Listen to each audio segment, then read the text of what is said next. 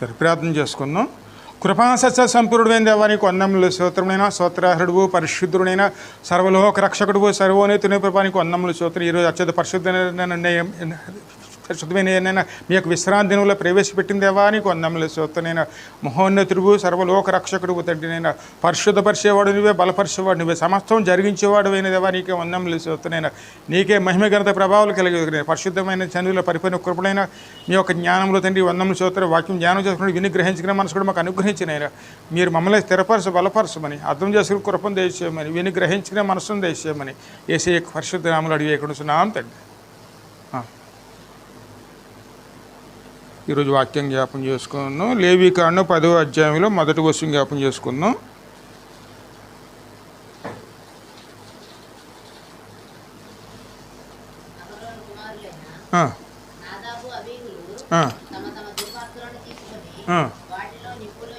వాటిలో నిప్పులుంచి వాటి మీద ధూపద్రవ్యములు వేసి యెహోవా తమకు ఆజ్ఞాపింపని వేరొక అగ్నిని ఆయన సన్నిధికి తేగా యెహోవా సన్నిధి నుండి అగ్ని బయలుదేరి వారిని కాల్చివేసెను. వారు యెహోవా సన్నిధిని మృతి పొందిరి. హల్లెలూయా. యెహోవా సన్నిధి, ఎందుకంటే ధూప నైవేద్యములు అన్నీ కూడా ప్రభు సన్నిధిలో దైవ చిత్తానుసారంగా, వాక్యానుసారంగా, ప్రభువు చిత్తానుసారంగా జరిగించుకునే వారమే ఉండాలండి. ధూపములు అంటే ఎందుకంటే ధూపార్తులు, అదే నైవేద్యములు, బలులు ఏదైనా సరే వాక్యానుసారంగా ఉండాలండి. అది ప్రభు చెప్పిన విధంగా ఉండాలి. అక్కడ దేనికి వ్యతిరేకమైన అన్యాయం నుంచి వచ్చినట్టంటే దేనికి వ్యతిరేకమైన దాంట్లోంచి ఎప్పుడూ కూడా మనం ధూప నైవేద్యములు తీసుకురాకుండా జాగ్రత్త పడే వారమే ఉండాలండి. ధూప నైవేద్యములు అంటే ఏమిటి? స్తుతి, ఆరాధన, ప్రార్థన, అదేవిధంగా మన సమర్పణలండి. అవన్నీ కూడా ఎలా ఉండాలి? వాక్యానుసారంగా ప్రభువుని చిత్త ప్రకారంగా ఉండాలి తప్ప లోకంలో నేర్చుకుని లోకంలో విషయాలతో మనం దేవుని ఆరాధించే వారిగా ఉండకూడదండి. అది దేవునికి ఏం కలిగిస్తుంది? ఆగ్రహం కలిగిస్తుందండి. ఎందుకంటే దేవుని సన్నిధి ఎటువంటిది? పరిశుద్ధమైంది, పవిత్రమైంది. పరలోక చిత్త ప్రకారమే దేవుని ఆరాధించాలి తప్ప ఈ భూలోకంలో మనం నేర్చుకున్న దాన్ని బట్టి ప్రభుని ఆరాధించకూడదండి. అలా ఆరాధించే ప్రయత్నం చేస్తే ఖచ్చితంగా దేవుని అగ్ని ఏం చేస్తుంది? దహింపజేస్తుంది. ఆత్మీయంగా మనం చనిపోయిన వారిగా మారుతామండి. ఎందుకంటే ఆత్మీయంగా మనం దేవునితో మనం ఆశీర్వాదం పొందుకునే వారమే ఉండాలి. దేవుడు నిర్ణయించిన ప్రకారమే మనం ముందుకు వెళ్ళాలండి. ఇంకా ముందుకు మనం వివరంగా చూసుకుంటే ఒకసారి లేవీకాండం 16లో 11 నుంచి 12 వరకు చదువు.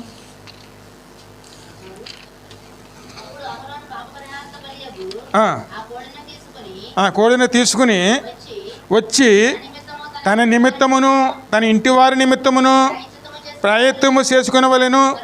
తరువాత అతడు తన కొరకు తను అర్పించు పాప పరిహార బలియగు కోడిని వధించి యెహోవా సన్నిధినున్న ధూపపీఠం మీద నుండి ధూపార్తుడు నిప్పులను తన పిడికెళ్ళతో పరిమళ ధూప సూర్ణమును తీసుకుని అడ్డతెర లోపలికి వాటిని తెచ్చి తాను సావుకున్నట్లు ఆ ధూపము మేఘము వలె శాసనముల మీదనున్న కరుణాపీఠమును కమ్ముటకు యెహోవా సన్నిధిని ఆ అగ్ని మీద ఆ ధూప ద్రవ్యములను వెయ్యవలను. ఇది దేవుని యొక్క చిత్తం అండి.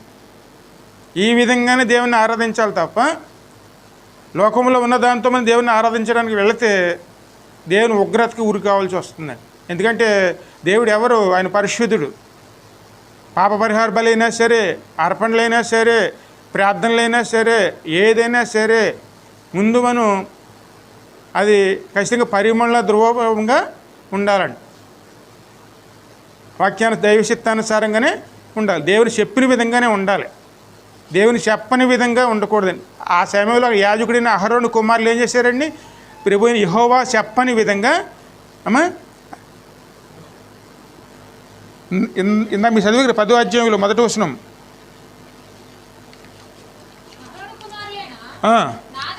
నాదాబు అబీహులు తమ తమ ధూపార్తులను తీసుకుని వచ్చి వాటిలో అమ్మా నిప్పులు ఉంచి వాటి మీద ధూపద్రవ్యములు వేసి యెహోవా తమకు ఆజ్ఞాపించని వేరొక అగ్నిని వారు తీసుకుని వచ్చారు. ఆయన సన్నిధికి తీసుకొచ్చారు. అది అపరాధం అండి. దేవునికి సంబంధించి పరలోకానికి సంబంధించిన దాంతోనే మనం దేవుని సమీపించాలి తప్ప లోకానుసారమైన విషయాలతో దేవుని సమీపిస్తే లోకానుసారమైన దాంతోనూ పరలోక సంబంధించిన విషయాలకి రెండింటికి కూడా ముడి వేయకూడదండి. ఎందుకంటే లోకం వేరు అమ్మా, ఇప్పుడు లోకం వేరు పరలోకం వేరండి. పరలోకంలో దేవుని చెప్పిన విధంగానే దేవుని ఆరాధించాలి తప్ప దేవుని సన్నిధిలోకి నిలవాలి తప్ప ప్రార్థన అయినా సరే అండి, బలి అయినా సరే అండి, ఆరాధన అయినా సరే అండి, ఏవైనా సరే ముందు దేవుడు ఏం చెప్పాడో అది గ్రహించుకుని దాని ప్రకారమే ఆయన సమీపించాలి. ఎందుకంటే ఆయన ఎవరైనా అత్యంత పరిశుద్ధుడండి. ఆయన అత్యంత పరిశుద్ధుడు. మనం ఈ భూలోకంలో ఉన్నాం, మనం ఇంకా పాపంలోనే ఉన్నాం. ఆ పాపం మన మీద ఏలుబడి చేస్తుంది. ఆ పాపంతో వెళ్ళి దేవుని ఆరాధించడం ప్రయత్నం చేస్తే దేవునికి ఏమొస్తుందండి? ఉగ్రత వస్తుంది, కోపం వస్తుంది. మరి దేవుడు ఏమి ఇచ్చాడు? ఇక్కడ మనం ఒక్కొక్క వస్తువుని ఒక్కొక్క వాక్యాన్ని శ్రద్ధగా జ్ఞానం చేసుకుంటే దేవుని ఉద్దేశం బయలుపరచబడుతుంది. ఎందుకంటే ఆ బలిపీఠం మీద ఉన్న అగ్ని అన్నారు. ఆ యొక్క బలిపీఠం మీద ఏ అగ్ని ఉన్నది అని చూస్తే ఎపిసీలకు రాసిన పత్రిక చూడమ్మా.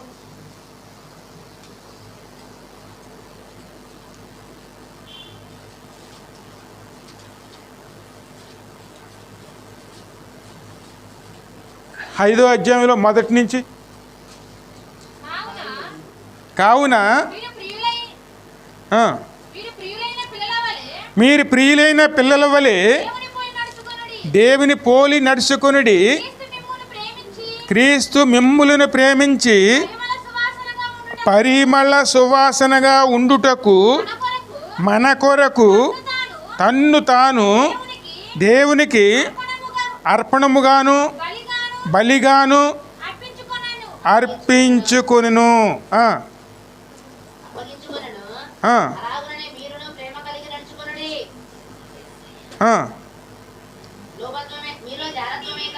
మీలో జాగ్రత్తమే కానీ ఏ విధ అపవిత్రత కానీ లోభత్వమే కానీ వీటి పేరైనను ఎత్తకూడదు. హల్లెలూయా. మరి ఇక్కడ వాక్యం ఏం చెప్తుందండి?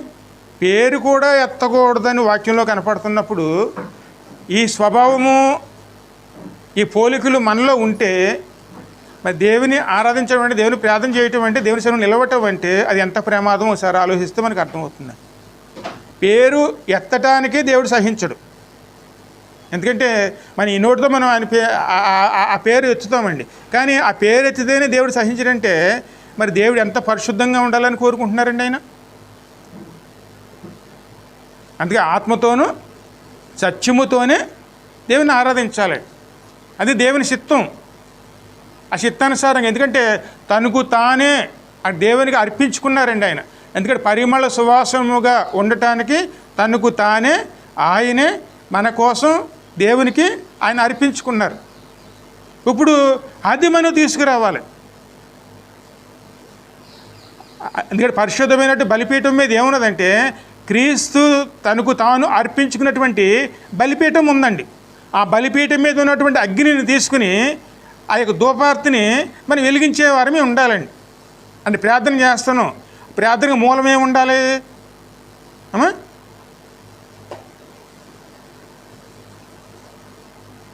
కాస్త క్రీస్తే ఉండాలండి. అది పాటలు పాడుకుంటాం, ఆ యొక్క పాటలకు మూలం ఏమి ఉండాలి? క్రీస్తే ఉండాలండి. అది ఆరాధన చేసుకుంటాం, ఆరాధనకు మూలం ఏమి ఉండాలి?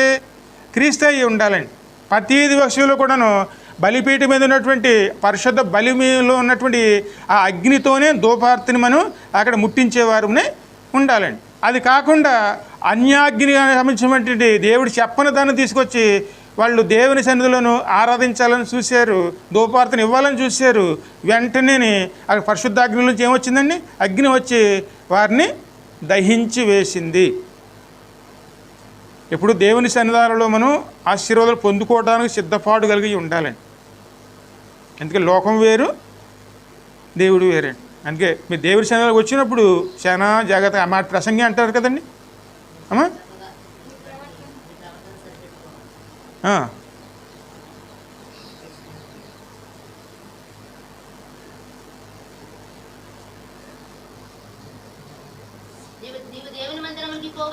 నీవు దేవుని మందిరమునకు పోవునప్పుడు నీ ప్రవర్తన అంతా జాగ్రత్తగా చూసుకునుము.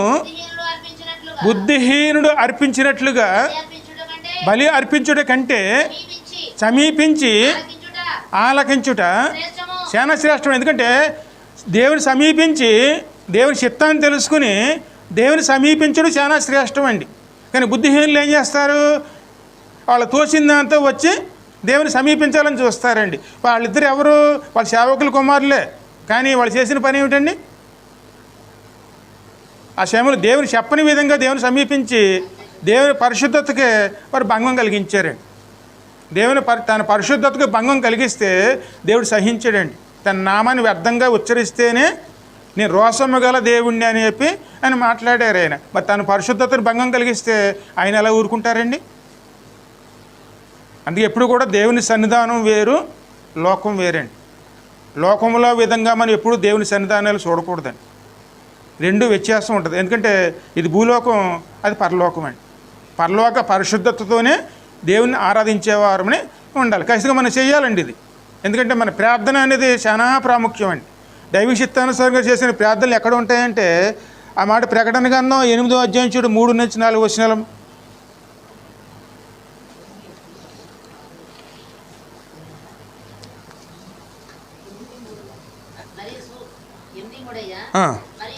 మరియు సువర్ణ ధూపార్తి చేత పట్టుకొని ఉన్న వేరొక దూత వచ్చి బలిపీఠం ఎదుట నిలవగా సింహాసనం ఎదుటనున్న సువర్ణ బలిపీఠం పైన పరిశుద్ధులందరి ప్రార్థనలతో కలుపుటకై అతనికి బహుధూప ద్రవ్యములను ఇయ్యబడెను.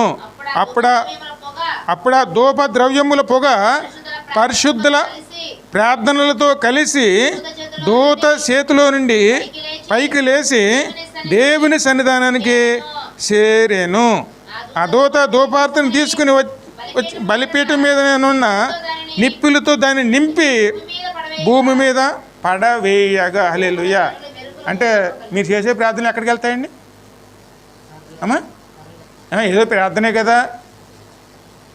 ఇష్టానుసారంగా ప్రార్థనలు చేయకూడదండి. నామకార్థ ప్రార్థన చేయకూడదండి. అన్యాసారంగా ప్రార్థన చేయకూడదండి. వాక్యానుసారంగా కుమారుని ముందు పెట్టుకోవాలి. ముందు మనం ఏం చేయాలి? కుమారుని ముందు పెట్టుకుని కుమారుడి నామములోనే మనం ప్రార్థించేవారునే ఉండాలండి. ఎందుకంటే బలిపీఠం ముందు మనకు గుర్తు రావాల్సింది ఏమిటి? క్రీస్తు బలిపీఠం అండి. క్రీస్తు బలిపీఠాన్ని గుర్తు చేసుకుని ఆ బలిపీఠం మీద ప్రభు సమర్పించినటువంటి బలిని గుర్తు చేసుకుని ఆ బలి ద్వారా మనం దేవుని ప్రార్థించేవారునే ఉండాలండి. అది దేవుని చిత్తం, అది పరిశుద్ధుల ప్రార్థన. ఆ ప్రార్థన ఎక్కడికి వెళ్ళింది? మహాశక్తివంతమైందండి. వాళ్ళు చేసిన ప్రార్థన పాత్రలు భూమి మీద వేస్తే భూకంపాలు కలిగినాయండి. ఉరుములు, మెరుపులు, భూకంపమును కలిగిన. అందుకే ప్రార్థన చాలా శక్తివంతమైందండి. ఇంకా ఆ మాట యాకోబు అంటాడు చూడండి,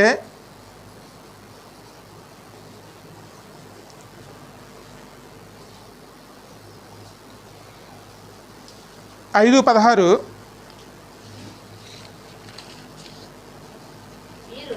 మీరు స్వస్థత పొందినట్లు ఒకరి కొరకు ఒకరు ప్రార్థన చెయ్యుడి. నీతిమంతుని విజ్ఞాపన మనస్పూర్వకమైనదై బహుబలమగలదై ఉండును. ఎందుకంటే ముందు మన ప్రార్థన ఎటువంటిదండి అమ్మా? ఎప్పుడూ మనం ఇతరులు ప్రార్థన చేయమని అడుగుతామా, లేకపోతే మనమే ఒక బలవంతులుగా ప్రార్థించేవారుగా ఉండాలి? ఎప్పుడూ ఎవరో ఒకరు వచ్చి మనల్ని కాపాడాలా, లేకపోతే మనం కాపాడుకునే స్థితిలోకి వెళ్ళాలా? ఒకరినొకరు ఎందుకు ప్రార్థన చేసుకోవాలి? ప్రార్థనలో ఉన్న శక్తి ఏమిటంటే ఎదుటివారి పాపాన్ని కూడా తీసివేస్తుంది, అనారోగ్యాన్ని తీసివేస్తుంది, ఆరోగ్యాన్ని ఇస్తుంది, సమస్యల నుంచి విడుదలను ఇస్తుందండి. అందుకే ఎప్పుడు కూడా ఒకరినొకరి గురించి ప్రార్థించుకునే వారమే ఉండాలండి. వారి గురించి నేను ఎందుకు చేయాలి, నా గురించి వారు ఎందుకు చేయాలి? ఎందుకంటే కొంతమంది మనం చెప్తూ ఉంటాం చూడండి, రహస్యంగా చేయండి. రహస్యంగా ఏం చేయాలి మనం? ప్రభు దగ్గర ఎప్పుడు కూడా బహిరంగమేనండి, రహస్యం ఉండదు. ఆ ఆలోచన మనకి రాకూడదు. ప్రభు ఎప్పుడు బహిరంగంగా చేశారు క్రియలు, రహస్యంగా ఆయన ఏ క్రియ చేయలేదండి, అందరి ముందు చేశారు ఆయన. అందుకే ప్రార్థన కూడా ఎప్పుడు కూడాను ఒకరినొకరిను సహాయం చేసుకుంటూ ప్రార్థించుకుంటూ ఉంటే ముందు మనం ప్రభువుకి విధేయులమై ఆయన చెప్పినట్లుగా మనం నడుచుకునేవారునే ఉండాలండి. లోక పద్ధతులు, లోకం విషయాలు దేవుని సన్నిధానంలో ఎప్పుడు కూడా అవి రాకూడదండి. అవి ఎక్కడ ఉండాలి? గుమ్మం బయట అండి, ఎప్పుడు లోపల ఉండకూడదు. ఎప్పుడైతే మనం వాక్యానుసారంగా సన్నిధిలో మొర పెడతామో ఆ మొర ఎలా మారుతుందండి? నీతిమంతుల యొక్క మొరగా మారుతుంది. ఆ మొరకి ఎంత శక్తి ఉంటుంది? పాపముల నుంచి విడుదల ఇచ్చేటువంటి శక్తి ఉంటుందండి. అదేవిధంగా అనారోగ్యాల నుంచి కాస్త విడిపించే శక్తి ఉంటుందండి. ఏలియా మనవంతు వాడే. ఏలియా ప్రార్థన చేస్తే మనవంటి స్వభావం గల మనుషుడే. వర్షింపకుండినట్లు అతడు ఆసక్తితో ప్రార్థన చేయగా 3.5 సంవత్సరములు భూమి మీద వర్షింపలేదు. హల్లెలూయా. అదే ఏలియా మళ్ళీ ప్రార్థన చేస్తే వర్షం, భూమి తన ఫలమును ఇచ్చినండి. మన ప్రార్థనలో అంత శక్తి ఉంది, దేవుడు మనకి ఇచ్చాడు అది. కానీ ఏ విధంగా చేయాలి? మనం వాక్యానుసారంగా, ఇష్టానుసారంగా మనం ఎప్పుడు మొరపెట్టకూడదండి. క్రీస్తుని ముందు పెట్టుకుని మొరపెట్టుకునేవారునే ఉండాలండి. ఇంకా ముందు చదివితే లేవీకాండం 16-11 చూడమ్మా.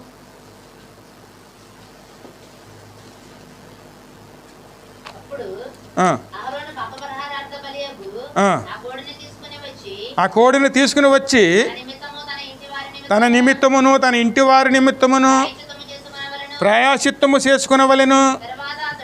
తర్వాత అతడు తన కొరకు తను అర్పించు పాప పరిహారార్థ బలియగు కోడెను వధించి యెహోవా సన్నిధినున్న ధూపపీఠము మీద నుండి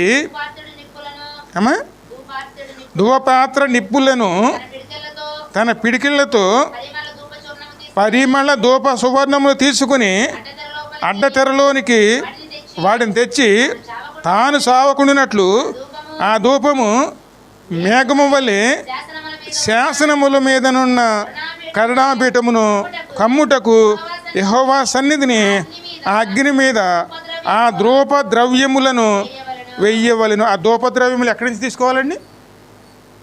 అమ్మా, యెహోవా సన్నిధిలో ఉన్నటువంటి ఆ బలిపీఠం మీద ఉన్నటువంటి ధూప ద్రవ్యములను, అంటే అక్కడ బలిపీఠం మీద అర్పించినటువంటి బలికి ఉన్నటువంటి అగ్ని నిప్పులండి. అవి తీసుకుని ఆ దానితో మన చేస్తున్న ధూపానికి అగ్ని ముట్టించేవారునే అగ్ని అంటే పరిశుద్ధాత్మ అండి. ఈ బలిపీఠం మీద, క్రీస్తు అనేటువంటి బలిపీఠం మీద పరిశుద్ధాత్మని అగ్నితోనూ మనం ప్రార్థించేవారునే ఉండాలి. అందుకే క్రీస్తు బలిని గుర్తు చేసుకోకుండా మనం ఏం చేసినా అది దేవుని సన్నిధికి చేరదండి. ముందు మనం ఏం చేసుకోవాలి? క్రీస్తు యొక్క బలిపీఠం, ఆ దేవుని సన్నిధి, ఆయన సన్నిధి, క్రీస్తు యొక్క సన్నిధిని, ఈ రెండింటిని జ్ఞాపకం చేసుకుంటూ మన పాపముల పరిహారం కోసమైనా సరే, ఆ పాప పరిహారంలో కూడా ఏముండాలండి? ప్రార్థన ఉండాలి. దేవుని గణపరుచుకునేవారునే ఉండాలి. దేవుని గణపరచకుండా, ప్రార్థించకుండా పాప పరిహార బలి మన పాపములు ఒప్పుకుంటే అది కూడా ఎవరి నామంలో ఒప్పుకోవాలి? క్రీస్తు బలిని గుర్తు చేసుకుంటూ పాపములు ఒప్పుకునేవారునే ఉండాలండి. అది దేవుని చిత్తం. మన ఆ చిత్తం మనం తెలుసుకోకుండా ముందుకు వెళితే ఆ దేవుని నామంలో అంగీకరించబడదండి. అవన్నీ ఎక్కడ నేర్చుకోవాలి? మనం దేవుని సన్నిధానంలో నేర్చుకునేవారునే ఉండాలి. మరి ఆ ధూపం ఎప్పుడు వేయాలి? నిర్గమకాండం చూడ 30వ అధ్యాయంలో 7-8 వచనాలు.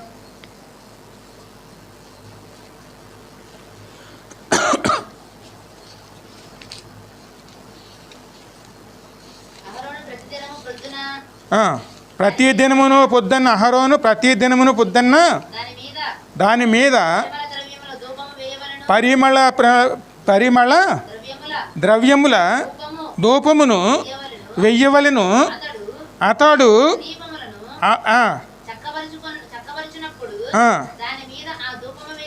ఆ ధూపం వేయవలెను. మరియు సాయంకాలమందు అహరోను ప్రదీపములను వెలిగించినప్పుడు దాని మీద ధూపం వేయవలెను. అది మీ తరతరముల వరకు యెహోవా సన్నిధిన నిత్యమైన ధూపము. యెహోవా సన్నిధిలో ప్రార్థన ఎప్పుడు ఉండాలండి? ఉదయము సాయంకాలం అండి. యాజకుడితో ముందు సరి చేసుకోవాలి. ఆయనతో సరి చేసుకుని కాస్త కుమారుని ద్వారా ధూపద్రవ్యములను దేవునికి సమర్పించుకునేవారునే ఉండాలి. ఇది ఒక రోజు 2 రోజుల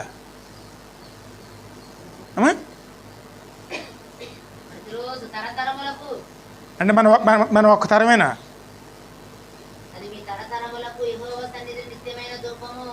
మరి ఈ విషయంలో మనం ఎంత జాగ్రత్తగా వెళుతున్నామండి? ఖచ్చితంగా వెళ్ళేవాళ్ళు చాలామంది ఉన్నారండి. కానీ ఒకళ్ళు ఏం చేసుకుంటామంటే మన పరిస్థితులు బట్టి నిర్లక్ష్యం చేసుకుని దేవునికి రావాల్సినటువంటి ఆశీర్వాదాలని పోగొట్టుకునే వారు ఉంటామండి. కేవలం మన ముందు ఏం పెడతాం? మన సమస్యలను పెడతాం. కానీ సమస్యలు పోగొట్టేవాడు మన పక్కన ఉన్నప్పుడు ఆయన దగ్గర సమస్యను తీసుకురాకుండా సమస్యలోనే మనం ఉండిపోతామంటే అది మన మేలు చేస్తుంది, కీడు చేస్తుందా? ప్రతి ధూపార్తి ఏం చేస్తుంది? ఇప్పుడు దేవునికి అనుకూలంగా ఉంటే దేవుడు మన సహాయం చేస్తాడండి. కానీ ఆయన అడగకుండా మనం కేవలం మన సమస్యలను బట్టి మన ఇంటికాడ ఉండిపోతే మరి మందిరంలో మనం చేయవలసిన ధూపార్తి ఎవరేస్తారు? అసలు మన స్థానంలో మరొకడు వస్తే ఇంక మన స్థానం ఏది? దేవుని సన్నిధానంలో స్థానం కోల్పోతే పరలోక ప్రవేశం ఏదండి? ఇంటికాడ చేసుకుంటాం. ఇంటికాడ చేసుకుంటే మందిరం ఎందుకు? దేవుని సన్నిధి ఎందుకు? అందుకే ఎప్పుడు కూడాను భూలోక పద్ధతులు దేవుని యొద్ద అవి ఉపయోగించకూడదండి. దేవుడు ఏం చెప్తున్నారో గ్రహించుకుని వాక్యానుసారంగా దేవుని చిత్త ప్రకారంగా మనం దేవుని సన్నిధిలో ధూప నైవేద్యములను మనం ఎప్పుడు సమర్పించుకునే వారునే ఉండాలి. అది దేవుని చిత్తం అండి. అందుకే ఎప్పుడు కూడా మనం వాక్యాన్ని ముందు పెట్టుకోవాలి. దేవుని చిత్తాన్ని ముందు పెట్టుకుని దేవుని సన్నిధానంలో మనం సమస్యలు పరిష్కరించుకునే వారునే ఉండే. సమస్యలు పరిష్కరించుకోవాలంటే దేవుని ఘనపరుచుకోవాలండి. ఆ ఘనపరుచుకోవడం ధూప నైవేద్యములండి. ఆ ప్రార్థనలు ఎక్కడికి వెళ్తాయండి? ఇక పరలోకం దేవుని సన్నిధానంలోకి వెళ్తాయండి. అప్పుడు మనం అడిగింది దేవుడు ఖచ్చితంగా నెరవేరుస్తారండి. అంతే, ప్రార్థనకి అంత శక్తి ఉంది. మరి శక్తిగల ప్రార్థన మనం నిర్లక్ష్యం చేసుకుంటే బలహీనం అయిపోతామండి. అప్పుడే సాతాను మనల్ని వాడుకుంటాడు. అందుకే బలవంతులుగా మనం దేవుడు చెప్పిన విధంగా వెళ్ళాలి తప్ప చెప్పని విధంగా ఎప్పుడు కూడా మనం ఇంకా ముందు చదువు.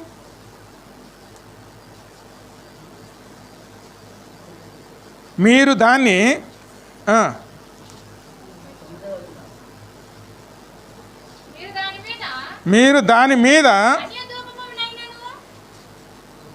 ఒకసారి అండర్లైన్ చేసుకోండి దాన్ని.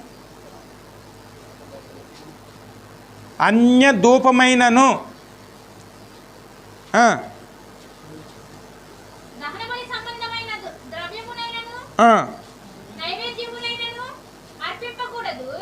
చూడండి, అన్య సంబంధమైన ఆచార సంబంధమైన మనకి ఇష్టమైందైనా అర్పించకూడదండి. అవి మీ చేసి సేవే కదా, ఎలా చేస్తే ఏమైంది? ఆ మూర్ఖత్వం మనలో ఉండకూడదండి. దేవుడు ఏం చెప్పారో, ఏ విధంగా నడవమన్నారో ఆ విధంగా నడిపించుకోవాలి కదా తప్ప మనం ఏదో ఎవరో చేశారని మనం చేస్తానికి వెళ్తే వాళ్ళు గోతులోకి వెళ్ళారు, వాళ్ళు వెళ్ళారు, మనం వెళ్తామా? అది మంచో చేయడం అని తెలుసుకుని మేలైందని చేపట్టుకునేవారునే ఉండాలండి. అందుకే ఎప్పుడు కూడాను దేవుని విషయాల్లో మనం తేలిగ్గా తీసుకోకూడదండి. అది ఏం చేస్తుంది? ఖచ్చితంగా దేవుని ఉగ్రతను తీసుకొస్తుంది. అందుకే అన్య సంబంధమైన చదువు అది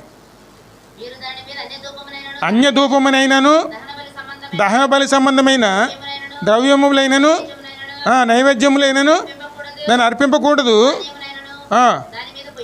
దాని మీద పొయ్యకూడదు.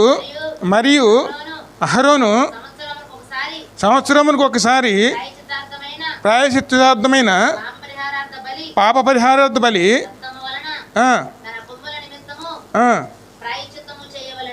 అదేనండి. ఆ బలే యేసయ్య బలి అండి. ప్రతి సంవత్సరం ఒకసారి జ్ఞాపకం చేసుకోండి ఈస్టర్ పండుగ. ఇవన్నీ ఎవరు చేయాలండి? ఖచ్చితంగా మనమేనండి.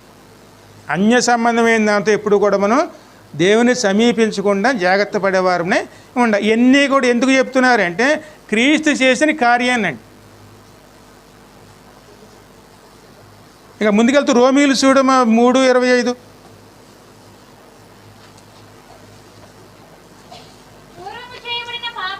పూర్వము చేయబడిన పాపములను దేవుడు తన ఓర్మి వలన ఉపేక్షించినందున ఆయన తన నీతిని కనపరచవలనని క్రీస్తు యేసు రక్తమునందు విశ్వాసము ద్వారా ఆయనను కరుణాధారముగా బయలుపరిచాను. ఎందుకంటే ఆ రోజుల్లో ప్రభువు చూచి చూడనట్లుగా ముందు దాటి వెళ్ళిపోయారు. ఏం చేసేవారంటే పొద్దున పాపం చేసేవారు, సాయంకాలం బలి ఇచ్చేవారు. సాయంకాలం పాపం చేసేవారు, మళ్ళీ పొద్దున్న బలి ఇచ్చేవారు. అదొక అలవాటుగా మారిపోయింది. అందువల్ల దానివల్ల ఎవరు రక్షించబడలేకపోయారు. అప్పుడు ఆయన కుమారుని పంపించవలసి వచ్చింది. ఎందుకంటే మనం చేయలేని పనిని ఆయన కుమారుడి ద్వారా తాను చేపించి మనకు విడుదలను ఇచ్చారండి. అంటే మనకి ఎంత ప్రాముఖ్యతను ఇచ్చారు అక్కడ? మనం చేయలేకపోయాం. అంటే దేవుడు ఒక మార్గాన్ని ఇచ్చారు, ఆయన ఆ మార్గంలో నిలవలేకపోయాం. ఇప్పుడు మనం చేయి పెట్టుకు నడిపించడానికి ఎవరు వచ్చారండి? దేవుడు చేయి పెట్టుకున్నప్పుడు కూడా మనం నడవలేకపోతే ఇంక ఏ విధంగా నడవగలుగుతారు? నేనే మార్గము, నేనే సత్యము, నేనే జీవము, అందుకోసం వచ్చారండి. ఏదైతే దేవుని ఉగ్రత మన మీద ఏలుబడి చేస్తుందో ఆ ఉగ్రత నుంచి విడుదల ఇవ్వటానికి ఆయనే వచ్చి మనకి విడుదలని ఇచ్చారండి. ఇంకా ముందు చదువు. దేవుడి అప్పుడు కాలమునందు తన నీతిని కనబరుసు నిమిత్తము తాను నీతిమంతుడును యేసునందు విశ్వాసము గలవాడిని నీతిమంతునిగా తీర్చివాడిని ఉండుటకు ఆయన అలాగూ చేసిన. ఎందుకంటే ప్రతి బలిలో కూడాను క్రీస్తు బలిపీఠం మీద ఎందుకు తీసుకోమన్నారు? ఈ విషయంలోనే తన కుమారుడిని విశ్వాసం ఉన్నవాడిని రక్షిస్తానన్నారు, కానీ విశ్వాసం లేని వారిని రక్షిస్తాననలేదండి. అందుకే మనకి ఎవరి మీద ఉండాలి విశ్వాసం అండి? యేసయ్య మీద విశ్వాసం ఉండాలండి. విశ్వాసం లేకుండా కార్యాలు జరగవండి. ఎంతో విశ్వాసంతోనూ ఆమె వచ్చి ఆయన వెనకాల నిలబడి వస్త్రం ముట్టుకుంటే ఏం జరిగిందండి? స్వస్థ పొందుకుంది. ఎంతో విశ్వాసంతోనూ ఎక్కడో ఉన్నట్టు బండ కింద కప్పెట్టు పెట్టినటువంటి లాజరు లేచారండి. అదేవిధంగా సమాధిలో ఉన్నటువంటి వాళ్ళు లేచారు. అదేవిధంగా పాడి మీద ఉన్నవాళ్ళు లేచారు. ఎక్కడో ఇంటికాడ రోగశైలిలో ఉన్నవాడు మాట వల్లనే స్వస్థ పొందుకున్నారండి. ఎన్ని విశ్వాసం వల్ల జరుగుతుందండి. మనలో ఏముండాలి? యేసుక్రీస్తు మీద విశ్వాసంతో క్రీస్తు యేసు రక్తమందుల విశ్వాసము ద్వారా ఆయనను కరుణాధారముగా బయలుపరిచాను. యేసుక్రీస్తు రక్తమే మీదే మన విశ్వాసం అండి. అందుకే మరి మనం ఎంత చేయాలి? సిలువ జ్ఞానం. సిలువనే పట్టించుకోకుండా, శుక్రవారం ప్రార్థనలే పట్టించుకోకుండా, ఆయన మీద విశ్వాసం లేకుండా మనకి ఎలా రక్షణ వస్తుంది? ఎంత చెప్పినా మనం వినిపించుకోకపోతే ఇక్కడ ఒక సంగతి గమనించుకోవాలండి. శుక్రవారం ప్రార్థన చేసుకుంటే అది మీ కుటుంబాలకు ఆశీర్వాదం. అక్కడ వచ్చే దైవజనుడికి ఆశీర్వాదం కాదండి. కేవలం మీ ప్రార్థన ఎవరికి వెళ్తుంది? మీకు వెళ్తుందా, మాకు వెళ్తుందా? సిలువని జ్ఞానం చేసుకోకుండా, ఆ బలిపీఠం మీద మనం అర్పించుకోకుండా మనకి రక్షణ రావటం అనేది అసాధ్యం. ఇక్కడ అవసరాలు తీరొచ్చు, ఇక్కడ అవసరాలు కాదండి. పరలోకానికి వెళ్తానికి మార్గం అండి. ఆ మార్గాన్ని అందుకే ఇప్పుడు సిలువ మార్గం ఎలా ఉంటుందండి? చాలా ఇరుకైంది. ఎందరో ప్రయత్నం చేయాలని ప్రయత్నం చేస్తారు, కానీ అందులో ప్రవేశించేవారు కొద్దిమంది మాత్రమే. వాళ్ళు బలులు అర్పిస్తారు, అన్నీ అర్పిస్తారు, అన్ని రకాల ప్రయత్నాలు చేస్తారు, కానీ కుమారుడు యొక్క రక్తం మీద విశ్వాసం లేకుండా, శిలువ మీద విశ్వాసం లేకుండా వాళ్ళు ప్రయాణం చేస్తున్నారు కాబట్టి శిలువ వారి కంటికి మరుగైపోతుందండి. ఎందుకంటే పరలోక మార్గం ఎక్కడుంది? పాపములోంచి జీవానికి వెళ్ళాలంటే ఉన్నటువంటి బలి మీద ఇవ్వటువంటి ఆ శిలువే నుచ్చినండి. ఆ నుచ్చిని లేకపోతే పాప అగాధం దాటడం అనేది అసాధ్యం అండి. ముందు పాపాన్ని దాటాలి, అగాధం అది. మనం దాటిదాడు అందులో పడిపోతే ఎలాగ ఉంటుందండి? అందులో పడకుండా ఉండాలంటే క్రీస్తుని ఆధారము చేసుకుని ఆయన ఆయన ఆయన ఆయన ఒక శిలువైన ఒక నిచ్చెనగా వేసుకుని పాపాన్ని దాటి పరలోకాన్ని చేరుకోవాలండి. అలా చేరుకోవాలంటే అందుకే క్రీస్తు యేసు నందు క్రీస్తు యేసు రక్తం మందలి విశ్వాసము ద్వారా ఆయనను కరుణాధారముగా బయలుపరిచెను. దేవుడు ఇప్పటి కాలమందు తన నీతిని కనబరుచు నిమిత్తము తాను నీతిమంతుడును యేసుక్రీస్తు విశ్వాసం గల వారిని నీతిమంతునిగా తీర్చువాడునై ఉండుటకు ఆయన అలాగూ చేశాను. ఇది చాలా ప్రాముఖ్యమైందండి. ఇది అన్నీ చేస్తాం, కానీ ఈ ఒక్క విషయంలో ఏం చేస్తామండి?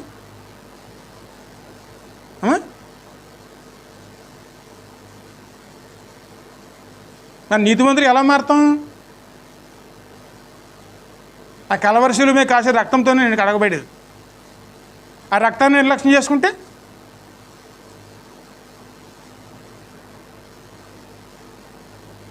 ఎందుకంటే మన అత్యవసరం మీద ఎవరు రాలేకపోవచ్చు, అత్యవసరమో తెలుసుకోలేకపోవచ్చు, కానీ సమయం ఉండి కూడా మనం నిర్లక్ష్యం చేసుకుంటే ఖచ్చితంగా అది దేవుని దృష్టిలో ఏమవుతుందండి? దోషం అవుతుంది. సమయం ఇచ్చాడు దేవుడు, కానీ ఉపయోగించుకోలేకపోతే, అన్ని అవసరాలు ఇచ్చాడు దేవుడు, కానీ మనం ఉపయోగించుకోలేకపోతే ఖచ్చితంగా దేవుని దృష్టిలో ఏమవుతుంది? అది ఆయన రక్తమందులు విశ్వాసము గల వారిని నీతిమంతునిగా తీర్చువాడునై ఆయన అలాగూ చేసెను. కాబట్టి అతిశయ కాలం ఎక్కడ? ఇక్కడ ఇంకో విషయం కూడా జ్ఞాపకించుకోవాలండి. క్రీస్తు శిలువకు ముందు వాళ్ళకి తెలియదు, ఎందుకంటే పాప పరిహారం ఎలా జరుగుతుందో తెలియదండి. కాబట్టి దేవుడు ఓర్పుతోనూ ఓరిమితోనూ వాళ్ళు దాటి వెళ్ళిపోయాడు. కానీ మనకు అన్నీ తెలుసు, మన కోసం ప్రభు వచ్చారని తెలుసు, శిలువ వేయబడ్డారని తెలుసు, శిలువ మీద రక్తం కార్చారని తెలుసు. అన్నీ తెలిసినప్పుడు ఇప్పుడు అలాగా ఓరిమితో ఆయన దాటి వెళ్ళిపోవటం అనేది జరగదండి. అందుకే మనకే వాళ్ళకి వ్యత్యాసం ఏమిటి? ఇప్పుడు మనకు అన్నీ తెలుసు, కానీ తెలిసి ఉండి చేసిన తప్పిదానికి దెబ్బలు ఎక్కువ తగులుతాయి, తక్కువ తగులుతాయి. అమ్మా ఆ మాట ప్రభువే చెప్పారు. ఏమీ తెలియని వాడు చేసిన తప్పులకి తక్కువ దెబ్బలు తగులుతాయి, అన్నీ తెలిసి ఉన్నవాడు చేసిన తప్పులకి ఎక్కువ దెబ్బలు కలుగుతాయి. దేవుడు దండించడానికి రాలేదండి, రక్షించడానికి మాత్రమే వచ్చారు ఆయన. అందుకే ఎప్పుడు కూడా ఆత్మతోనూ సత్యముతోనే ఆరాధించే వారమే ఉండాలి. కానీ ఏ లోక సంబంధ విషయాలతో దేవుని ఆరాధించడానికి వెళ్తే మనకి భంగపాటు తప్పదండి.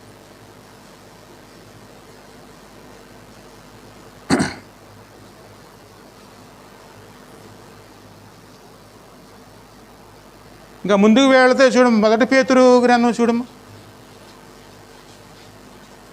3:18. దేవుని చిత్తము అలాగ ఉండిన ఎడల కీడు చేసి శ్రమపడుట కంటే మేలు చేసి శ్రమపడుటే బహుమంచిది. ఎందుకంటే శ్రమ ఎందుకు కోర తెచ్చుకోవాలి? మనం దేవుని చిత్తం మనకు తెలిసినప్పుడు, బయలుపరచబడినప్పుడు దాన్ని మళ్ళీ మనం తెలిసి ఉల్లంఘించి ఆ శ్రమను తెచ్చుకోవటం ఎందుకు? లేదా అది అది చేయటానికి మనం ప్రయత్నం చేస్తున్నప్పుడు కొన్ని ఇబ్బందులు రావచ్చు. మనకి ఆర్థిక ఇబ్బందులు వస్తాయి ఖచ్చితంగాను, లేకపోతే మనకి ఇబ్బందిగా పరిస్థితులు ఏర్పడతాయి. ఆ విధంగా మనం ఆ సమయంలో శ్రమను తెచ్చుకోవటం మంచిదా, తప్పు చేసి శిక్షను అనుభవించడం మంచిదా? అమ్మా, కీడు చేసి శ్రమ పడడం మంచిదా, మంచి చేసి మనం ఆ శ్రమను అనుభవించడం మంచిదా? మంచి చేసి శ్రమ అనుభవించామనుకోండి, దేవుళ్ళలోంచి మనకి ఖచ్చితంగా ఏమొస్తుందండి? సానుభూతి వస్తుందండి. కానీ కీడు చేసి అనుభవిస్తే శ్రమ లేకుండా క్రైస్తవుడి జీవితం ఉండదండి. ఆ శ్రమను ఎలా అనుభవించుకోవాలి మనం? మేలు చేసి అంటే దేవుడి చిత్తానుసారంగా దాన్ని అనుభవించడానికి ముందుకు వెళ్తే, మరి ఆ రోజు ఏ బండి కేవలం అక్కడ దేవుని మాట కోసం ఏం చేశాడు ఆయన? ఎంత శ్రమ అనుభవించాలో అంత శ్రమ అనుభవించాడు. ఆయన ముఖం చూస్తాను కూడా ఎవరు ఇష్టపడలేదు. కట్టుకున్న భార్య ఏమన్నది? దేవుని దూషించి మరణం కావచ్చు కదా అని దూషించింది. అదే స్నేహితులు ఏమన్నారు? ఎప్పుడో నువ్వు పాపం చేసి ఉంటావు, నువ్వు తెలుసుకోలేదు, అందుకే ఇది ఎన్ని వచ్చినాయి అంటే ముళ్ళుల్లా పొడిచారండి. ఎన్ని చేసినా, ఎన్ని రకాల ప్రయత్నం చేసినా సరే ఆయన నోట్లోంచి ఒక్కటైనా సరే తేడా వచ్చిందండి. అనుభవించడానికి సిద్ధపడ్డాడు, కానీ దేవుని మీద ఒక నేరం మోపడానికి అని ఇష్టపడలేదండి.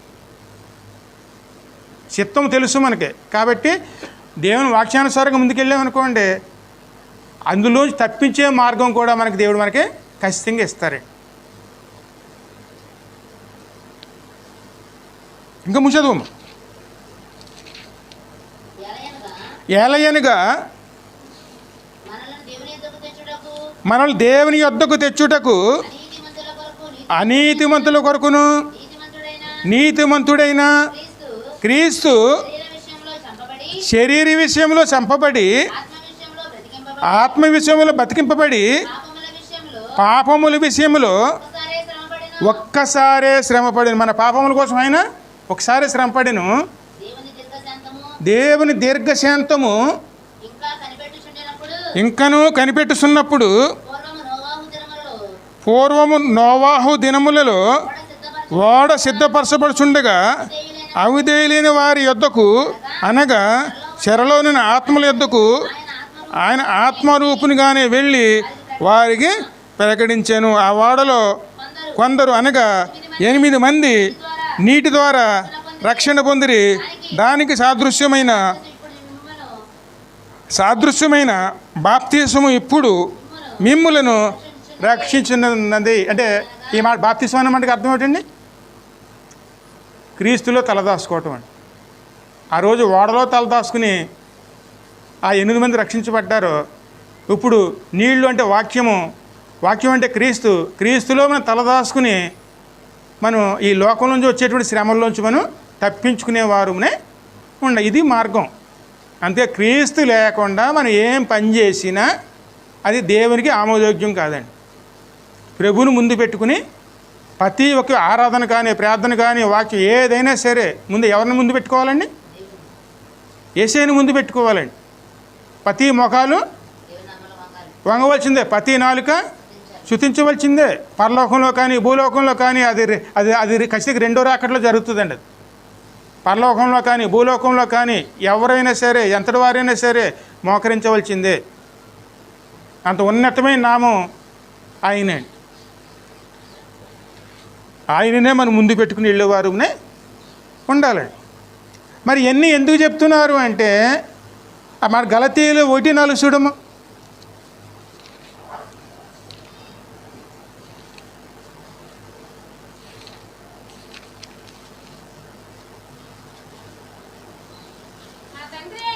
మన తండ్రి అయిన దేవుని చిత్త ప్రకారము క్రీస్తు మనలను ప్రస్తుతపు దుష్టకాలములో నుండి విమోచింపవలనని మన పాపముల నిమిత్తము తన్ను తాను అప్పగించుకొనెను. ఎందుకని అప్పగించుకున్నారు అమ్మా? ఈ రోజులు ఏ రోజులండి అమ్మా?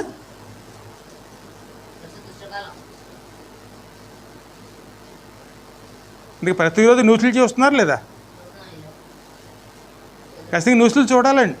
అందుకు ప్రార్థన చేయాలంటే అన్నీ తెలుసుకోవాలి. ఈ రోజులు ఎలాగున్నాయి? ప్రస్తుతపు దుష్టకాలములో నుండి విమోచింపవలనని మన పాపముల నిమిత్తము తన్ను తాను అప్పగించుకొనెను. ఈ లోక పరిస్థితుల్లోంచి మనం విడిపించటానికి,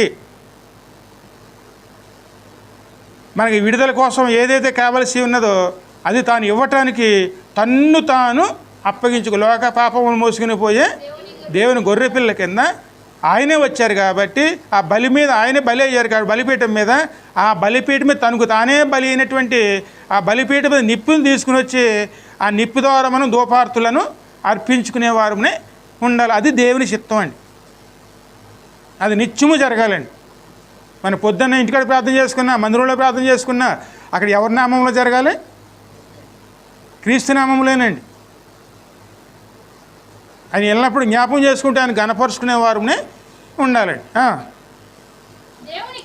దేవునికి యుగ యుగములకు మహిమ కలుగును గాక.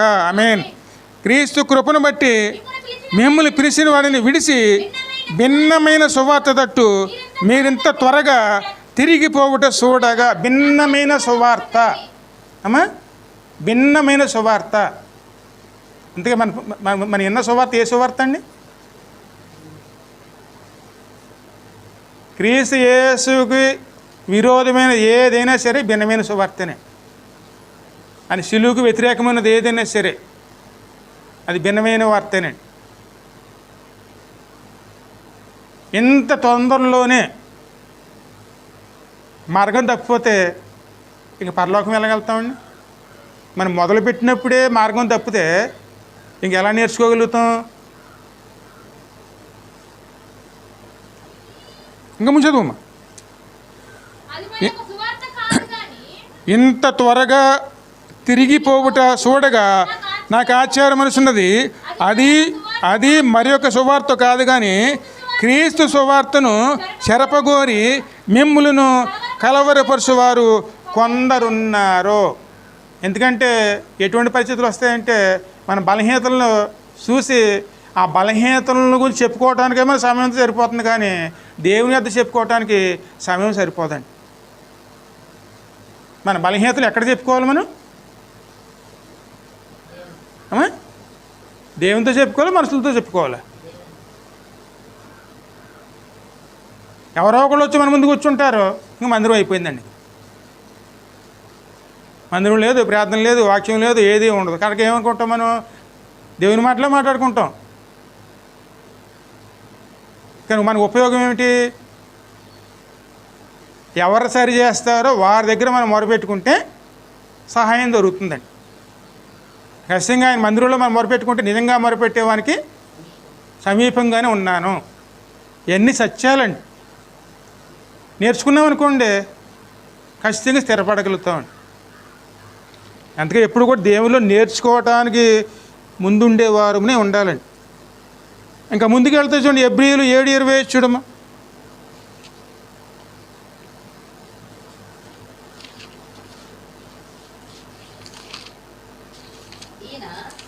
ఈయన తన ద్వారా దేవుని సన్నిధికి వచ్చి వారి పక్షమున. హల్లెలూయా. మందిరానికి వస్తే ఏమి జరుగుతుంది అమ్మ? ఇక్కడ వాక్యం రాయబడింది, తన ద్వారా దేవుని యొద్దకు వచ్చి వారి పక్షమున విజ్ఞాపమును చేయుటకు నిరంతరము జీవించుచున్నాడు. మందిరంలో మనకి ఏం దొరుకుతుందండి? మీకోసం ఎవరు ప్రార్థన చేస్తారు? సేవకుడు చేస్తే ఒకసారి చేస్తాడు, మన్నాడు మర్చిపోతాడు, జ్ఞాపకం ఉండదు.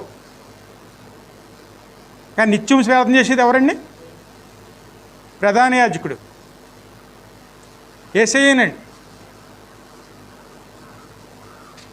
ఆయన ఉన్నాడా అనొచ్చు, మాకు కనపడలేదు కదా అనొచ్చు. ఆత్మీయతలు విశ్వాసంతో చూడాలండి. విశ్వాసం ఉందనుకోండి, ఆయన ఉన్నారని భావించి ఆయన సన్నిధానంలో మనం మొదలు పెట్టుకున్నాం అనుకోండి, మన సమస్యల గురించి రోజు విజ్ఞాపన చేస్తారు. రోజునండి విజ్ఞాపన చేస్తారు. కానీ మన సన్నిధానంలోకి రాకుండా, మన సన్నిధానంలో ఆయన మొరపెట్టుకోకుండా, ఆయన తెలియజేయకుండా మన కోసం విజ్ఞాపన ఎవరు చేస్తారు? ఆయన సన్నిధానంలో వచ్చిన వారి కోసం విజ్ఞాపన చేస్తానాడా, లేదా ఇంటికాడ ఉన్న వారి కోసం విజ్ఞాపన చేస్తానాడమ్మా? తన ద్వారా దేవుని యొద్దకు వచ్చి వారి పక్షమున విజ్ఞాపమును చేయును. నిరంతరము జీవించుచున్నవాడు కనుక ఆయన సంపూర్ణముగా వారిని సంపూర్ణముగా రక్షించుటకు శక్తిమంతుడై ఉన్నారు. ఆయన తప్ప వేరే వాళ్ళు రక్షించడం అనేది అసాధ్యమండి. ఆయన ద్వారా మనకి రక్షణ.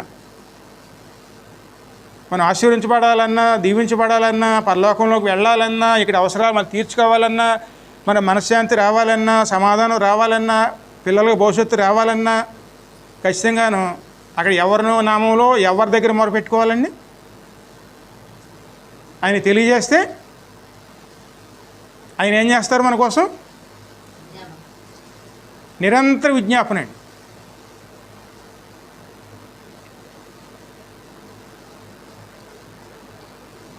ఎందుకంటే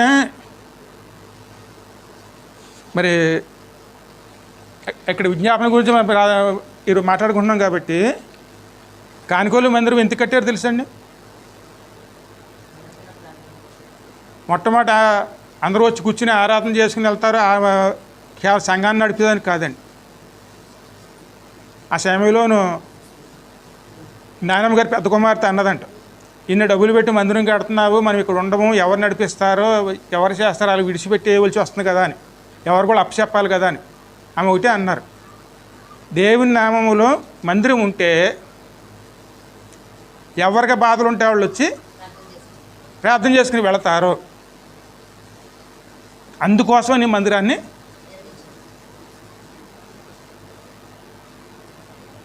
మరి అంత ఆలోచనతో మరి పెద్దవాళ్ళు మన కోసం నిర్మిస్తే సమీపంగా ఉన్న దాంట్లోకి వచ్చి మన బాధలు చెప్పుకోలేకపోతే ఇంకెవరి దగ్గరికి వెళ్ళి మనం చెప్పుకోగలమండి? అమ్మా, ఈ మందిరమేనంతే. ఎవరిని వస్తారు వాళ్ళు మొరలు పెట్టుకుంటారు, ఖచ్చితంగా వింటాడు దేవుడు. వాకిడి దగ్గర అంటే గేటు దగ్గర మొరపెట్టుకునే వాళ్ళు చాలామంది ఉన్నారండి. తెల్లారిగట్ట 5 గంటల మొదలెడితే చూడండి, వచ్చి ఒక్కొక్కళ్ళు పని కట్టుకుని బండి వేసుకొచ్చి బండి దిగి ప్రార్థన చేసుకుని వెనక్కి దిగి వాళ్ళు చాలామంది ఉన్నారు.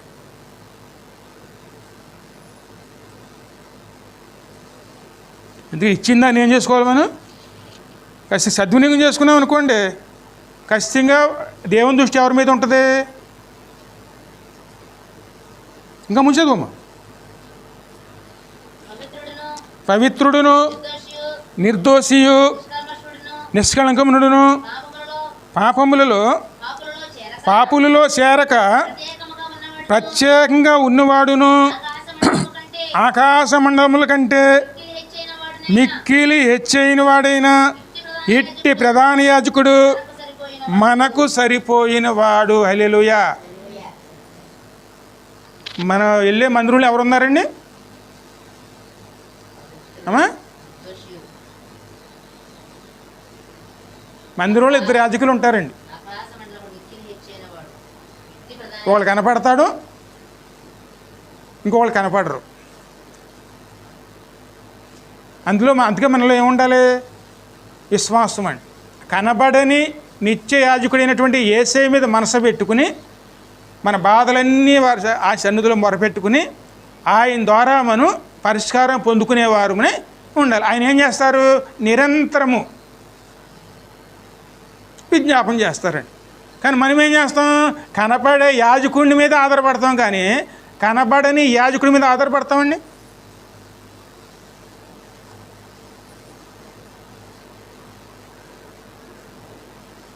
అది మనం గుర్తుంచుకోవాలండి. అక్కడ మనకు కనబడిన వారు అక్కడ యాజకులు ఉన్నారండి. మనకి ఆయన మీద ఆధారపడ్డాం అనుకోండి, మనకేమొస్తుంది? విడుదల వస్తుందండి. అందుకే విశ్వాసం, ఆవగింజంత విశ్వాసం ఉంటే అమ్మా కొండలాంటిదైనా సరే సముద్రంలో పడమంటే ఖచ్చితంగా పడుతుందండి. అంతే, విశ్వాసం అనేది చాలా ప్రాముఖ్యం అండి. అందుకే మన కోసం ఎవరున్నారు అక్కడ? అయితే క్రీస్తు రాబోతున్న మేలుల విషయమే ప్రధాన యాజకుడిగా వచ్చి తానే నిత్యమైన విమోచన సంపాదించి హస్తకృత్యము కానిది అనగా ఈ సృష్టి సంబంధము కానిది ఆ మాట 11 నుంచి ఉంటుందమ్మ. 9వ అధ్యాయం 11 నుంచి అమ్మ. అయితే క్రీస్తు రాబోతున్న మేలుల విషయమై ప్రధాన యాజకుడిగా వచ్చి తానే నిత్యమైన విమోచన సంపాదించి హస్తకృత్యము కానిది అనగా ఈ సృష్టి సంబంధము కానిదియు మరీ ఘనమైనదియు పరిపూర్ణమైనదైన గుడారము ద్వారా మేకల యొక్కయు కోడెల యొక్కయు రక్తముతో కాక తన స్వరక్తముతో ఒక్కసారి పరిశుద్ధ స్థలములో ప్రవేశించెను. ఎలయనగా మేకల యొక్కయు ఎడ్ల యొక్కయు రక్తమును మైలుపడిన వారి మీద ఆవుదూడ బూడిద చల్లుటియు శరీర శుద్ధి కలిగినట్లు వారిని పరిశుద్ధపరిచి ఎడల నిత్యుడగు ఆత్మ ద్వారా తన్ను తానే దేవునికి నిర్దోషిగా అర్పించుకొనిన క్రీస్తు రక్తము నిర్జీవ క్రియలను విడిచి జీవము గల దేవుని సేవించుటకు మీ మనస్సాక్షికి ఎంతో ఎక్కువగా శుద్ధి చేయును. ఆచారాల వల్ల వచ్చిన దానిలో శుద్ధి అవుతాం అనుకున్నప్పుడు నిజదేవుడే వచ్చి శుద్ధి చేస్తానంటే ఏది విలువైంది?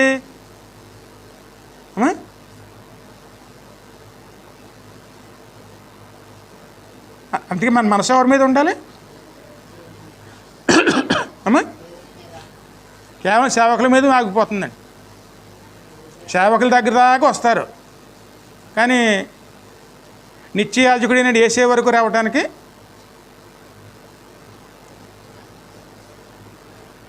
ఎందుకనండి అక్కడ మనం అక్కడ ఉన్న మనోనేత్రలు ఏమని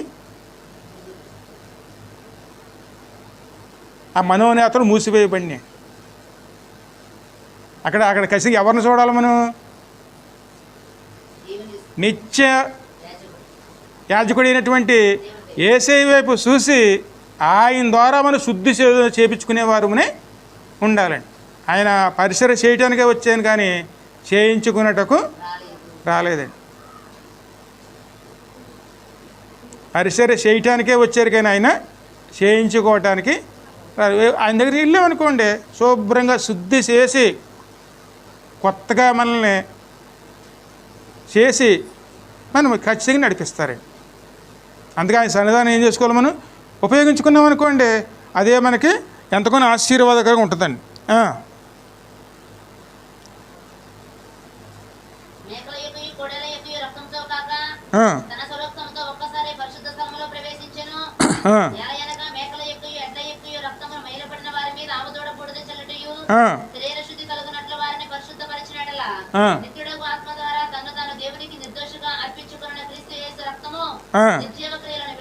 నిర్జీవ క్రియలను విడిచి నీ మనస్సాక్షిని ఎక్కువగా ఎంతో శుద్ధి చెయ్యును. ఈ హేతువు చేత మొదటి నిబంధన కాలములో జరిగిన అపరాధముల నుండి విమోచనము కలుగుటకై ఆయన మరణము పొందినందున పిలువబడిన వారు నిత్యమైన స్వాస్యమును గూర్చిన వాగ్దానమును పొందు నిమిత్తము ఆయన క్రొత్త నిబంధనకు మధ్యవర్తి అయి ఉన్నాడు. ఇప్పుడు మనకి దేవునికి మనకి మధ్యవర్తి ఎవరండి? అమ్మా, దేవుని దగ్గరికి వెళ్ళాలంటే మనకు మధ్యవర్తి కావాలండి. ఇప్పుడు మనం ఖచ్చితంగా ఎవరి ద్వారా వెళ్ళాలి? కేవలం సేవకుడి ద్వారా కాదండి. సేవకుడు ఎక్కడ తీసుకెళ్తాడండి? మధ్యవర్తి దగ్గరికి తీసుకెళ్తాడు, అంతే. ఇప్పుడు మనం ఆ మధ్యవర్తి దగ్గరికి వెళ్ళి మన సమస్యను పరిష్కరించుకునే వారునే ఉండాలి. కానీ అక్కడ దాకా వచ్చి ఇక్కడ ఆగిపోయామనుకోండి, అందుకే మొదటి వారు కడపటి వారు అవుతారు, కడపటి వారు మొదటి వారు అవుతారు. అందుకే మందిరంలో ఎవరున్నారు మనకి? మధ్యవర్తి అండి. మధ్యవర్తి దగ్గర ఏదైనా దాసామనుకోండి, అది మేలు చేస్తుంది, కీడు చేస్తుందా? అమ్మా,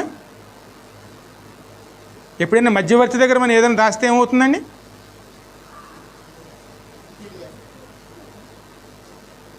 మేలు చేస్తుంది, కీడు చేస్తుందా? యేసే దగ్గర ఏది దాయకూడదండి.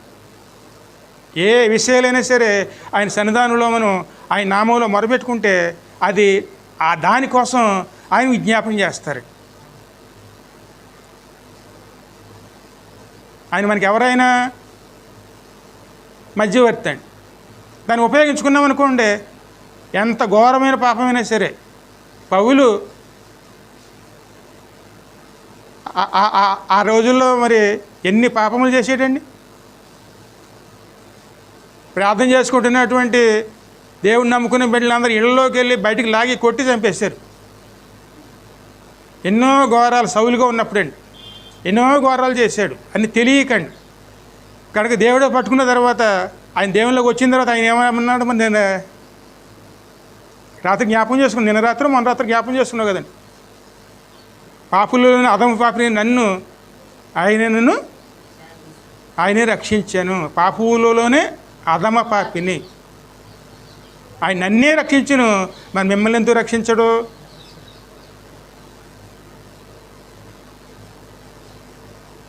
అందుకే మనం మందిరంలో ఉన్నటువంటి మధ్యవర్తి అయినటువంటి ప్రధాన యాజకుడి ద్వారా మనం దేవుని సమీపించేవారునే ఉండాలి. ఉన్నాం అనుకోండి, దేవుని ఉగ్రతలోంచి మనం బయటపడగలుగుతాం. దేవుని ఉగ్రత ఎందుకు వస్తుంది అని కుమారుడు ద్వారా మనం ఆయన సన్నిధానికి రాలేకపోవటం వల్ల ఉగ్రత వస్తుంది. ఆయన కేవలం అన్యాజ్ఞని తీసుకొచ్చి ఆయన మందిరములను ఆయన సన్నిధానంలో ధూపార్తన ఇవ్వాలని చూశారు. వాళ్ళిద్దరు ఎవరాళ్ళు? దేవుడి చేత నియమించినటువంటి సేవకులండి, ప్రధాన యాజకుడి యొక్క కుమారులండి. ప్రధాన యాజకుడి కుమారులనే దేవుడు విడిచిపెట్టకపోతే ఇంక మనలాంటి వాళ్ళు ఎంతవారు అండి? అందుకే అన్యాజ్ఞతో అంటే లోక సంబంధమైన వాటితో మనం దేవుని సమీపించకూడదు. పరలోక సంబంధమైన వాటితోనే మనం ప్రభువుని సమీపించేవారునే ఉండి అలా సమీపించామనుకోండి, ఖచ్చితంగా దేవుడే మార్గం అవుతుంది. అందుకే నేనే మార్గము, నేనే సత్యము, అందుకే సిలువండి, అందుకే బలిపీఠం. అందుకే ఆ సన్నిధానంలో మనం ప్రతి వారం ఎందుకు తీసుకుంటున్నాం? అది గుర్తు చేసుకోవడానికి. నీవే మాకు ఆయనేనండి, మనకి ఆ మార్గంలో ఉన్నాం అనుకోండి, తీసండి.